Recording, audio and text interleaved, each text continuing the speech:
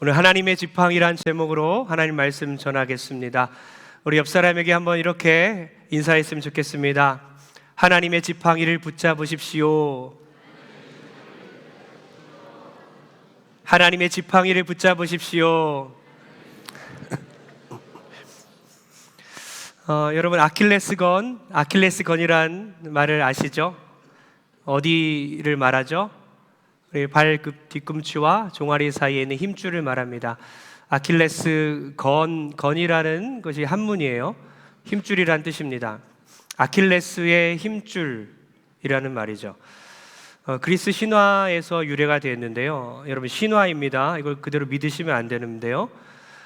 신화에서 나오는 영웅 아킬레우스가 이제 어머니가 자기 아들을 영원히 죽지 않도록 불멸의 몸을 만들기 위해서 스틱스란 강에다가 이 아이를 집어넣습니다. 이 아기가 그 강에 들어갔다 나오면 온몸이 갑옷처럼 돼서 화살과 창도 뚫을 수 없는 몸이 된다는 거예요. 그래서 이 아이를 강에 담그는데 어디를 잡고 담갔을까요? 예, 발목을 잡고 담갔습니다. 뺐는데 발목이 어때요? 예, 발목이 약해진 거죠. 그래서 결과적으로 어떻게 되냐? 아킬레우스는 발 뒤꿈치에 화살을 맞고 죽게 됩니다. 그 신화에서 유래된 것이 바로 아킬레스건, 바로 우리의 치명적인 약점을 아킬레스건이라고 하죠. 여러분의 아킬레스건은 무엇입니까? 여러분 어떤 약점이 있으십니까? 모세의 아킬레스건은 무엇이었을까 생각해 봤어요. 모세의 아킬레스건 아마 사람이었을 것 같아요. 왜냐? 40살이 되었을 때 왕궁에서 살인을 저지르지 않습니까? 그리고 나서 같은 동포 이스라엘 민족에게 이제 인정받을 줄 알았는데 오히려 거부 반응을 일으키죠. 거절당합니다. 그러니까 상대방에게 거절을 당해요. 그리고 이스라엘 백성들을 오히려 같은 민족이지만 사람을 두려워하게 되고, 또 바로 왕이 자기를 죽이려 하자 이제 도망을 하게 되죠. 그러니까 살인을 저지르고 도망자 인생을 사는 모세에게 있어서 그의 아킬레스건, 가장 치명적인 약점은 아마 사람이었을 것입니다. 그리고 무엇이겠습니까? 사역 그 자체겠죠. 부르심이겠죠. 사명, 사역, 부르심. 그리고 그는 힘이 없었어요. 무기력했습니다. 80세가 된 노인이었어요. 수많은 약점들로 그는 둘러싸여 있었습니다. 여러분, 그러나 하나님께서 그를 세우시고 다시 한번 그에게 사명 주시고 하나님의 사람으로 다시 한번 회복시키는 과정을 우리가 오늘 말씀을 통해 보면서 나의 가장 큰 약점이 무엇인가, 나의 연약함은 무엇인가, 오히려 그 약점을 강점이 되게 하시는 그 하나님을 만나는 시간 되길 주의 이름으로 축복합니다. 먼저 하나님은 모세를 포기하지 않습니다. 모세를 포기하지 않는 모습을요, 오늘 본문 전체에 걸쳐서 보여주고 있어요. 하나님은 모세가 잘 나갈 때, 이집트 왕자였을 때 그를 부르지 않았어요. 그때 쓰셨으면 좋으련만 오히려 그가 지금 80세가 되어서 지팡이 짚고 있는 그런 무기력한 노인이 되었을 때에, 은퇴할 나이가 되었을 때 그를 부르셨다는 거예요. 그러니까 하나님은 모세가 명예와 영광과 부귀와 존귀와 모든 금은 보화를 갖고 있을 때에 그를 사용하지 않고 오히려 그가 무기력해져서 소망과 비전과 꿈이 없을 때 하나님 그를 부르셨다는 것입니다. 속으로 무슨 생각이었을까요? 모세는 너무나 불만에 가득 찼을 것 같아요. 왜 지금 나타나셨습니까? 하나님, 이 꼴을 보세요, 꼴을. 하나님, 제 모습을 보세요. 한창 때는 안 도와주시고 왜 지금 나타나셨습니까? 우리도 그런 생각 하잖아요. 하나님, 그때 하나님께서 나와 함께 하시지, 그때 나를 도우시지, 왜 그때 안 도우셨을까? 하지만 하나님께서 모세가 강할 때 그를 쓰지 않고 모세가 연약할 때 그를 사용하신 이유가 있다는 것입니다. 왜 그랬을까요? 왜 그랬을까요? 여러분, 출애굽기는요, 말 그대로 출애굽이잖아요. 애굽에서 이스라엘 백성들을 구원해내는 그런 과정입니다. 근데 그것을 교리적으로 보면 뭡니까? 교리적으로 보면 구속사 이야기입니다. 예수 그리스도께서 이 땅에 오셔서 우리를 구원하시는 그런 모든 구속사의 전체 과정을 설명하고 있습니다. 이 구속사, 구원에 있어서 사람의 힘이 조금이라도 관여될까요? 다 관여되지 않을까요? 관여되지 않습니다. 신인 협력이 아닙니다. 오직 구원은요, 전적인 하나님의 역사라는 거예요. 하나님께서 하신 것입니다. 때문에 모세가 연약할 때에, 오히려 그가 내가 도움이 하나도 안 돼도 아무 상관없을 때에 하나님께서는 오히려 모세를 사용하시고 이스라엘 백성들을 구원하시고, 마찬가지로 우리가 연약해져 있고 구원에 있어서 어떠한 능력이나 의지나 어떠한 우리의 노력이 필요 없을 그때에, 구원의 어떤 가능성도 없을 그때에 예수님께서 우리를 위하여 십자가에 못 박혀 돌아가시고 우리를 구원해 주신 것입니다. 전적인 하나님의 역사이고 전적인 하나님의 희생과 하나님의 섬김이라는 것이죠. 그러니 여러분, 힘을 빼십시오. 힘을 빼십시오. 내 힘으로 할 수 없을 그때에 비로소 하나님이 일하게 되실 줄 믿습니다. 우리가 강할 때, 잘 나갈 때 우리를 사용하는 것을 즐겨하지 않으시고, 반대로 우리가 나의 나된 것은 다 하나님의 은혜입니다. 구원받을 자격 없는 나를 구원해 주셨군요. 그렇게 고백할 때 하나님께서 우리를 사용해 주실 줄 믿습니다. 여러분, 평촌 세중앙교회라고 안양에 거의 10,000명 가까이 되는 큰 교회가 있는데요, 지금 담임 목사님 말고 그 전에 있는 담임 목사님 제가 설교를 좀 들어본 적이 있는데 얼굴을 보고 좀 깜짝 놀랐어요. 설교를 아주 짧게 하는데 얼굴이 막 일그러져 있는 거예요. 얼굴이 막 문제가 있는 것처럼 온 얼굴이 일그러지면서 설교를 해요. 그 모습을 보면서 왜 어떻게 그렇게 됐는지 좀 자초지종을 듣게 됐는데요, 그분이 이제 50대 그 목사님께서 유명한 목사님이신데 50대부터 파킨슨씨 병을 앓았습니다. 그래서 몸이 안 좋았어요. 줄기세포 치료도 해보고 모든 치료를 다 해보았지만 낫지 않았어요. 곧 죽을 환자처럼 그렇게 그런 상태에 이르렀습니다. 그런데 하나님께서 그를 그 상태에서 고쳐주시 않으시고 그 상태에서 끝까지 사역하게 하셨어요. 오히려 그분을 통해서 교회가 더 체계가 잡히고 더 부흥하게 되고 하나님의 놀라운 역사가 그 교회에 임했다는 것입니다. 하나님은 그 연약함 그대로 사용하시는구나. 사람이 약할 때 하나님은 더 강하게 되시고 하나님의 강함이 우리의 강함보다 더 크구나 깨닫게 되죠. 여러분, 류 총회장 목사님이라는 분이, 총회장을 지내는 어떤 목사님이 있는데요, 그 목사님이 강단에서 이제 스트레스를 받아서 뒤로 쓰러졌다고 합니다. 제가 지난번에 그 일이 있은 후 우리 성도님들도 많은 그런 이야기를 해주세요. 나도 쓰러졌었다, 저도 쓰러졌었어요. 의외로 많으시더라고요. 그리고 목사님들도 그런 경우를 많이 봤는데, 그 목사님이 이제 화성에서 목회하시는 분인데 앞에서 이런 이유로 쓰러졌대요. 앞에서 한 장로님이 이렇게 째려봤대요. 이렇게. 저 째려보시면 안 됩니다. 저는 그런 이유는 아니었지만 그분이 젊었을 때 얼마나 힘드셨을까. 앞에서 이렇게 째려보고 있으면 힘들잖아요. 그래서 결국에는 이렇게 쓰러졌다고 합니다. 정말 머리가 하얘지고 죽는구나. 몇 개월 동안 정말 쉬기만 했대요. 그런데 하나님께서 역사하셔서 더 기도하게 하시고 더 능력 베푸시고 오히려 하나님의 그 치유의 역사와 많은 역사들이 그 교회에 일어나서 더 큰 부흥이 그 교회에 일어났다는 것입니다. 그렇구나. 하나님은 사람이 약할 때에 오히려 더 역사하시는구나 깨닫게 되기를 소원합니다. 모세가 연약하기 때문에 하나님은 그때까지 기다리신 거예요. 오히려 80세가 될 때 너 힘으로 아무것도 못하지, 이제 나와 함께 일하자 하시는 것입니다. 또한 모세를 두려워하는 그 모세를 쓰세요. 무능력한 모세를 쓰시기도 하지만 두려움에 가득 찬 모세를 쓰십니다. 1절 다 같이 한번 읽어보겠습니다. 시작. 모세가 대답하여 이르되 그러나 그들이 나를 믿지 아니하며 내 말을 듣지 아니하고 이르기를 여호와께서 내게 나타나지 아니하셨다 하리이다. 아멘. 모세는 걱정이 태산이에요. 저는 여기서부터 이해가 안 갑니다. 3장 내내 하나님께서 나타나셨거든요. 생각해 보십시오. 여러분이 삶의 현장 가운데 살아가다가 떨기나무 가운데 임하신, 그 불로 임하신 하나님을 경험했다고 해봐요. 그럼 어떻게 되겠습니까? 무엇이든지 시켜주십시오. 사역 감당하겠습니다. 그러지 않겠습니까? 근데 모세는 그러지 않았어요. 너무나 연약함을 보여줍니다. 참 위로가 되는데요, 3장 내내 역사들이 일어나는데 계속 거절하고 계속 용기가 나지 않나 봐요. 하나님께서 불로 임하셔서 이곳은 거룩한 곳이니 신발을 벗어라. 네 주님 하면서 신발 벗잖아요.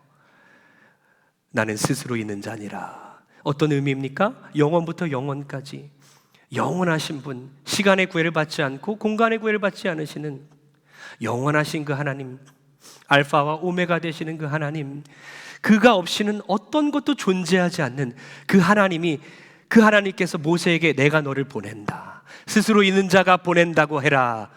그런데도 용기가 나지 않는 거예요.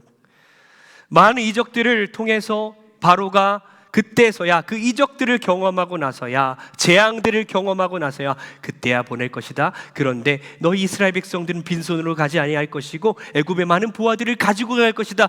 그렇게 구체적인 계획과 섭리까지도 다 가르쳐 주십니다. 그럼 어떻게 합니까? 여러분 같았으면 할렐루야 하면서 예, 그러겠습니다. 주님 순종하겠습니다. 해보지요. 분명히 그럴 것 같아요. 저도 그랬을 것 같아요. 그런데 모세는 꿈쩍도 안 합니다. 두려움에 떨고 있어요.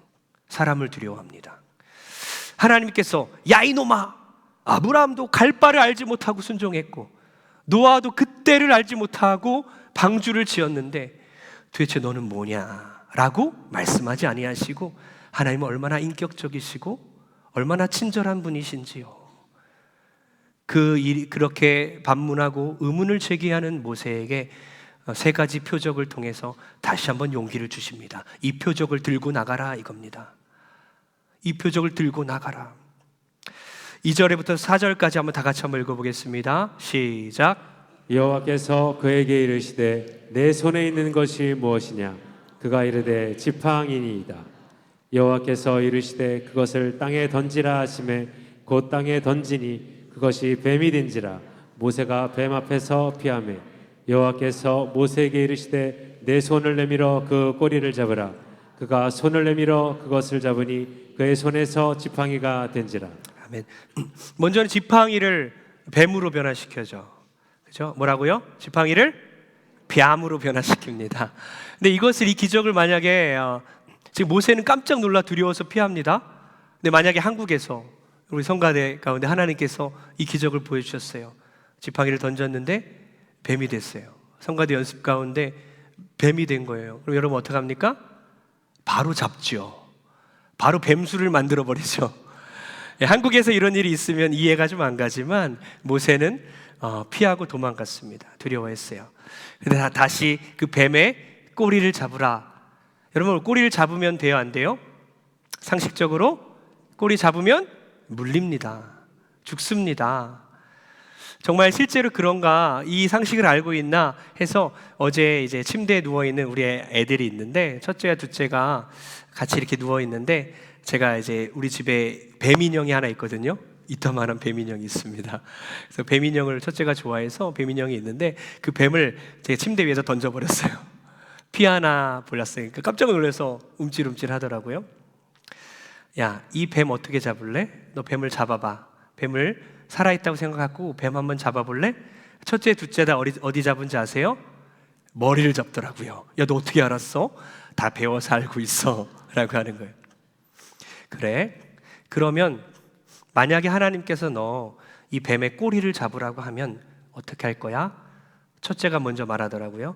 하나님께서 말하면 순종해야지. 꼬리 잡아야지. 너무나 이뻤어요. 그래, 잘 자라. 그런 거예요. 모세가 지금 꼬리를 잡는다는 것은 있을 수 없는 겁니다. 목숨을 걸어야 되는 거예요. 근데 꼬리를 잡았어요. 잡았더니 다시 지팡이가 됐습니다. 하나님께 순종해라, 하나님을 신뢰해라 라는 그런 메시지가 있는 것입니다. 여러분, 하나님께서 의미 있는 표적들을 모세에게 보여주셨어요. 이 기적의 범위는요, 하나님의 권능의 범위이고요, 또 애굽에 내려진 재앙의 범위입니다. 지팡이를 뱀으로 만들었지요. 피조물을 말합니다. 그리고 손을 넣었다 빼니까 나병이 되고 또 다시 넣었다 빼니까 다 나았어요. 사람에게도 역사하시고요. 또 나일강 하수를 떠다가 던지면 피로 변했어요. 자연 만물까지도, 이 모든 동물들과 사람과 자연 만물까지도 하나님의 통치하에 있기 때문에 두려워하지 말라라는 메시지가 있는 것입니다. 하나님께서 우리의 모든 영역 가운데 이 나라를, 이 세계를, 모든 역사를 통치하시고 계심을 믿고 두려워하지 않는 여러분 되길 바랍니다. 모세는 어떻게 했을까요? 네, 주님 이제 가겠습니다 했을까요? 아니에요. 믿음이 생기지 않습니다. 그는 언어의 두려움이 있었어요. 저는 말을 못합니다. 입이 뻣뻣합니다. 혀가 둔합니다. 라고 또 핑계를 대고 있는 거예요. 아니, 이 정도 됐으면 조금이라도 믿음이 있으면 가야 되잖아요. 이 세 가지 표적을 들고 가서 이것을 행하면 되잖아요. 그런데 또 나는 말을 못해요. 나는 원래 입이 뻣뻣한 사람이에요. 혀가 둔합니다. 그렇게 또 핑계를 대고 못 가겠다는 거예요. 생각해 보십시오. 이 대제국의 황제 앞에, 바로왕 앞에 서는 것 자체가 얼마나 두려움이겠습니까? 바로의 입장에서 한번 생각해 보세요. 80세 된 노인이 지팡이 들고 왔어요. 우리 백성들을 보내주세요. 콧방귀 끼겠죠. 넌 누구냐? 갖다 치워라 이래겠죠. 바로왕 앞에 서야 하는 자신의 모습이 너무 초라해 보여요. 말도 잘 못하겠다 이겁니다. 그 모세를 하나님께서 뭐라고 합니까? 누가 입을 지었느냐? 누가 입을 만들었느냐? 너의 입과 내가 함께 하겠다. 내가 너에게 할 말을 다 가르쳐 주겠다. 할렐루야.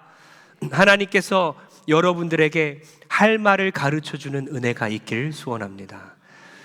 저도 이제 한 7년, 8년 정도 유학을 생활했는데 미국에서 영어로 살아가는 것 자체가 너무 힘들었어요. 늘 장애물이었습니다. 언어의 장벽을 부수는 게 저의 일이었어요. 늘 열등감이 있었고요. 말을 못하니까 두려웠습니다.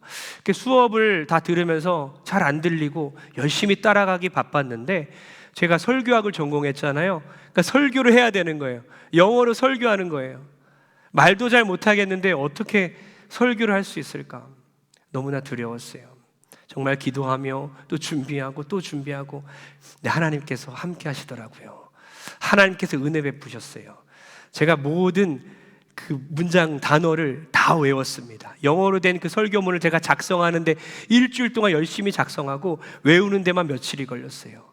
Every single word를, 모든 단어 하나하나 토시를 하나 빼먹지 않고 다 외워버렸습니다. 지금 이거 외우라면 못 외워요. 한국말은 더 못 외워요.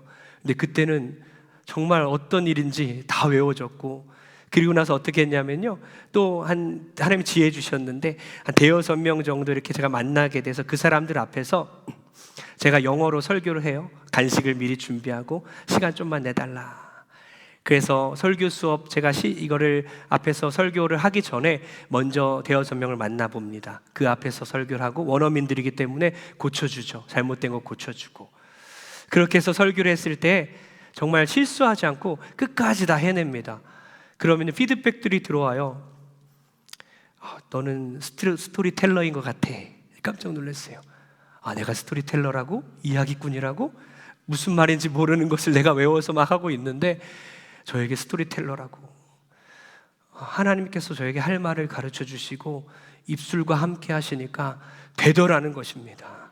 지금 하라면 못할 것 같은데 하나님께서 저를 긍휼히 여겨주셔서 입술에 은혜 주시고 제 입술과 함께 하시고 할 말을 가르쳐 주셔서 그렇게 제가 극복하며 유학을 잘 마쳤습니다. 하나님께서 사랑하는 여러분들에게 할 말을 가르쳐 주시길 소원합니다. 여러분 다니는 모든 곳곳마다 영업을 합니까? 영업장에서 만나는 사람에게 하나님 할 말을 가르쳐 주세요. 지혜를 주세요. 하나님 그 지혜를 통해서 할 말을 가르쳐 주셔서 영업이 열리게 도와주시고 하나님 사업이 확장되게 도와주옵소서. 하나님 복음 전합니다. 두렵습니다. 가족에게 복음 전하는 건 더 어렵습니다. 할 말을 가르쳐 주소서. 우리 사랑하는 우리 자녀 세대들 취업 준비하죠. 인터뷰를 해야 되는데 두려워하고 있습니까? 하나님 할 말을 그에게 가르쳐 주세요. 그가 당당하게 말할 수 있도록 하나님 인터뷰에 응할 때에 정말 지혜로운 말할 수 있도록 할 말 가르쳐 주옵소서. 그렇게 할 말을 주님께 의탁드리고 가르침을 받는 여러분 되길 축복합니다. 이렇게 하나님께서 내가 너 할 말까지 가르쳐 주겠다. 이쯤 되면 어떻게 해요? 네 주님 해야 되는데 또 어떻다고요? 못합니다. 나는 안 됩니다. 또 이러는 거예요. 13절 다 같이 읽겠습니다. 13절 시작. 모세가 이르되 오 주여 보낼 만한 자를 보내소서. 정말 짜증이 납니다. 여러분 이거예요. 주님 저 여기 없습니다. 쟤를 보내세요. 이거예요. 주님 나 여기 있습니다. 나를 보내소서. 그런 고백이 아니라 주님 저 여기 없어요. 주님 쟤 보내세요. 끝까지. 이쯤 되면 우리 하나님께서 열받으실까요? 열받으실까요? 열받으시겠죠. 진노하시는 겁니다. 하나님께서는 화가 나셨어요. 그래서 이렇게 말씀하시죠. 14절 읽겠습니다. 14절 시작. 여호와께서 모세를 향하여 노하여 이르시되 레위 사람 내 형 아론이 있지 아니하냐. 그가 말 잘하는 것을 내가 아노라. 그가 너를 만나러 나오나니 그가 너를 볼 때에 그의 마음에 기쁨이 있을 것이라. 아멘. 하나님께서는요 모세가 계속 이렇게 믿음 없이 두려워하고 못한다 하니까 모세 너 안 되겠다 야, 딴 사람을 사용해야 되겠다 야, 사람이 너밖에 없는 줄 아느냐? 하지 않으셨어요. 갈아 끼우는 전구처럼 모세 갖다 버리고 새 거 갈아 낀 게 아니라 다른 사람 사용하지 않겠다, 끝까지 모세인 겁니다. 그래서 하나님께서는 모세에게 동역자까지 붙여주십니다. 하나님께서는요 우리를 포기하지 아니하시고 자격이 안 돼도 부족하고 연약해도 끝까지 우리를 들어쓰시기 원함을 믿으시기 바랍니다. 도표 한번 보여주십시오. 모세의 의심과 질문 얼마나 답답한지요? 하나님의 대답과 표적입니다. 여러분이 한번 왼쪽 거 모세의 의심과 질문 읽어보세요. 다 같이 시작. 누구이기에 바로에게 갑니까? 내가 반드시 너와 함께 있으리라. 하나님의 이름을 무엇이라고 말합니까? 스스로 있는 자가 보내셨다 하라. 하나님이 나를 보내신 줄 백성들이 어떻게 압니까? 세 가지 표적을 보여주어라. 나는 말을 잘 못하고 입이 뻣뻣하고 혀가 둔합니다. 누가 사람의 입을 지었느냐? 나 여호와가 아니냐? 주여 보낼 만한 자를 보내소서. 아론이 너와 함께 갈 것이다.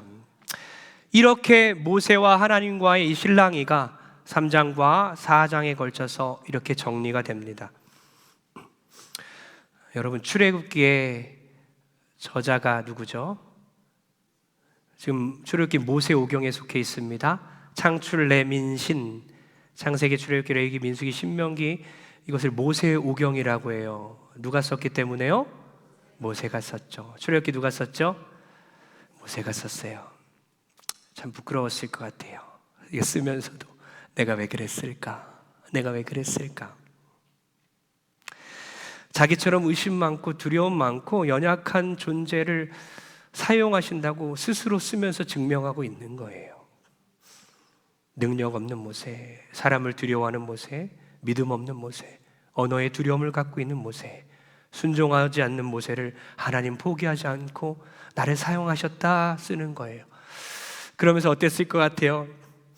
천국에서 어떤 생각했을 것 같아요? 모세가 내가 그때 순종했었더라면, 좀 더 순종했었더라면, 떨기나무 앞에서 다시 그때로 돌아가면 떨기나무에 처음 만났을 때 순종할 수 있을 텐데 마찬가지입니다. 여러분 두려움으로 인해 결단하기 힘들죠. 두려움 때문에 순종하기 힘들죠. 여러분 하나님 나라 가면요 그때 그렇게 생각할 거예요. 아, 내가 그때 순종할 걸, 내가 그때 하나님 말씀에 따라서 그렇게 결단할 걸 후회할 것입니다. 그러기 전에 한 번뿐인 우리 인생 주님께 순종하며 나가는 우리 모든 성도 되길 바랍니다.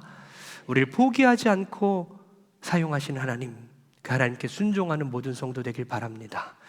하나님이 이렇게 모세를 바꾸지 않고 모세를 사용했어요. 또 한 가지 놀라운 사실은요, 모세의 지팡이도 바꾸지 않고 그대로 사용했어요. 이 두 가지를 기억해야 돼요. 모세도 그대로 사용했고요, 모세의 지팡이도 다른 걸로 주지 않고 그 지팡이 그대로 사용하라고 합니다. 여러분 하나님은 일상을 사용한다는 거죠. 하나님은 우리의 평범한 가운데 비범한 순간을 제공하신다는 거죠. 17절과 20절을 한번 연달아 읽어보겠습니다. 다 같이 시작. 너는 이 지팡이를 손에 잡고 이것으로 이적을 행할지니라. 모세가 그의 아내와 아들들을 나귀에 태우고 애굽으로 돌아가는데 모세가 하나님의 지팡이를 손에 잡았더라. 네, 죄송합니다. 제가 귀가 작아서 뭘 걸어도 빠져요.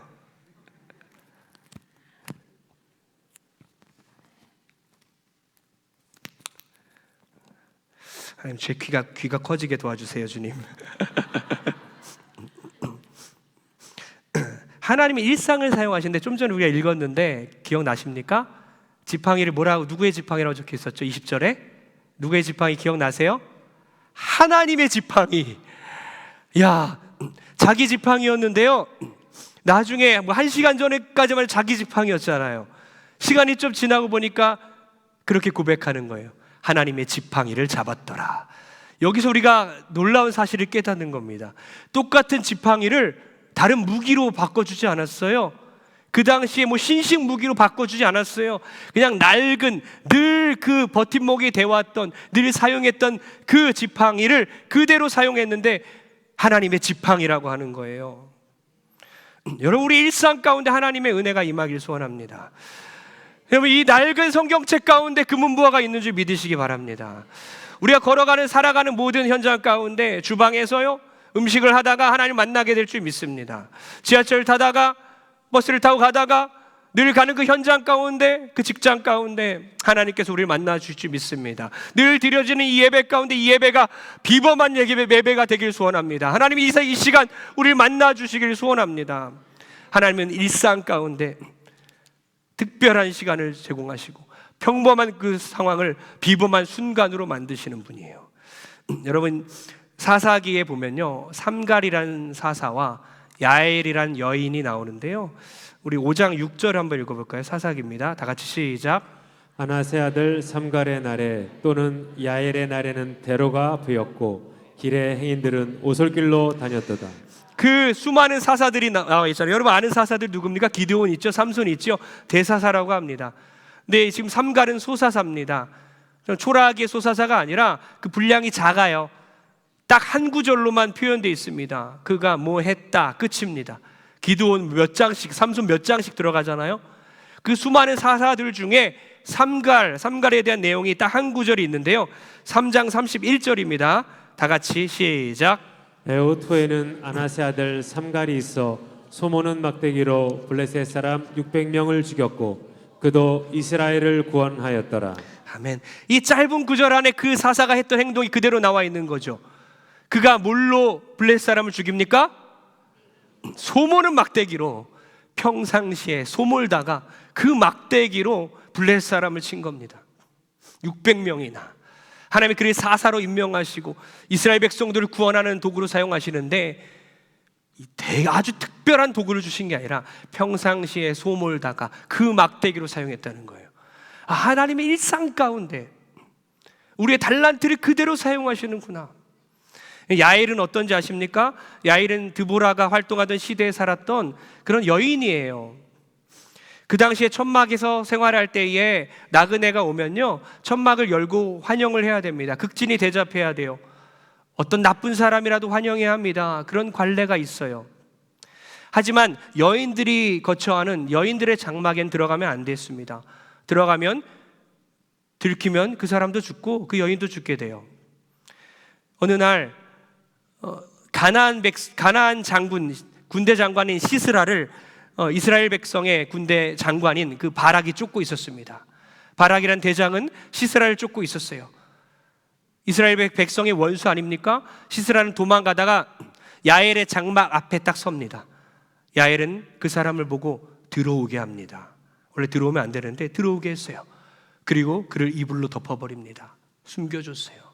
그러니까 목마르라고 하자 우유를 따뜻하게 해서 대접합니다. 그리고 그가 잠자리에 들었어요. 그 잠이 들었고, 누가 날 찾으면 아무도 없다고 해라. 그렇게 깊은 잠에 빠졌습니다. 야엘이 어떻게 한지 아십니까? 물로 죽이죠. 말뚝을 가져와서 관자놀이에 방망이로 박아버립니다. 그 바닥 침대까지 뚫려서 그 시스라 장군 죽어버립니다. 그 군대 장관이 한낱 이름도 없는 여인의 손에 죽어버렸어요. 이스라엘을 하나님은 그렇게 구원하십니다. 이 놀라운 구원의 역사 가운데 누가 쓰임받았냐? 이름도 없는 여인이죠. 그 당시에 장막을 세우는 일을 했던 여인들, 말뚝을 박는 일을 할 수 있었습니다. 자기가 하는 그 일을 통해서, 일상의 삶을 통해서 하나님은 역사하셨습니다. 그 하나님께서 지금 우리의 일상 가운데 역사하실 줄 믿습니다. 결론 내립니다. 하나님은요, 사람을 포기하지 않는다 그랬어요. 우리를 포기하지 않으십니다. 모세를 포기하지 않은 것처럼 우리를 포기하지 않으세요. 사단은 지금도 여러분의 아킬레스건을 건들고 있죠. 치명적인 약점들을 건들면서 여러분 상황과 환경에서 늘 낙심하고 주저하게 만듭니다. 여러분의 아킬레스건은 무엇입니까? 재물 때문에 넘어집니까? 명예 때문에 넘어집니까? 혹은 자식 때문에 넘어집니까? 그럼 치명적인 약점들을 사단은 지금도 가장 잘 알고 건드립니다. 그러나 우리를 만드신 그 하나님께서 우리 약점들을 강점이 되게 하시고, 우리 약점들이 십자가 앞에 다 던져버릴 때에, 우리 연약함을 주님께 내려놓을 때에 하나님 우리를 포기하지 아니하시고 우리를 사용해 주실 줄 믿습니다. 또한 뭐라고요? 우리의 일상을 사용하신 하나님, 그 모세의 그 지팡이를 그대로 사용하시고 하나님의 지팡이라 일컬은 것처럼, 다른 무기가 아니라 낡은 지팡이 사용한 것처럼 우리가 늘 해왔던 것들을 통해서 하나님께서 역사하실 줄 믿습니다. 우리 반주자님이 건반을 정말 잘 치거든요. 근데 저도 피아노 칠 수 있어요. 그래서 어렸을 때도 피아노를 땡땡땡 쳤어요. 그래서 코드를 그냥 누르면서 찬양도 할 수 있어요. 어떤 곡이든 그냥 코드 누르면서 칠 수는 있어요. 근데 소리가 어떻게 나냐면 땡땡 납니다. 아무리 해도 실력이 늘지 않더라고요. 여러분, 제가 만약에 피아노를 바꾼다고 한들, 아주 값비싼 건반으로 제가 바꾼다 한들 갑자기 좋은 음악이 들려질까요? 그렇지 않아요. 반주자가 치면 됩니다. 반주자가 치면 돼요.